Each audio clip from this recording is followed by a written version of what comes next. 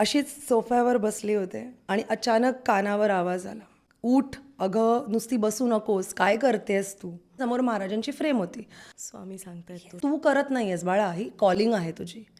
तोची एक समर्थाची सुरुवात कुठून झाली आहे? अशीच सोफ्यावर बसले होते आणि अचानक कानावर आवाज आला, उठ अगं, नुसती बसू नकोस, काय करतेस तू. एवढं तुला घडवलंय, एवढं तुला लोकांच्या समोर उभं राहून बोलण्याची तुला मी ताकद दिली आहे, काहीतरी त्या प्लॅटफॉर्मचा यूज कर. जेव्हा गुरूंना आपल्याला शोधायचं असतं ते बरोबर शोधतात. तसंच माझ्याबरोबर घडलं. मी बसले होते सोफ्यावर आणि जसं मला कानात, मी इग्नोर केलं, मी झोपले. थोड्या वेळाने परत मला अस्वस्थ झालं, रेस्टलेस झालं म्हणून उठून बसले आणि समोर महाराजांची फ्रेम होती.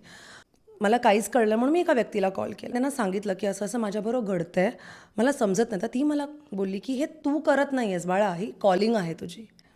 स्वामी सांगतायत तुला. तुला कोणतरी सांगतंय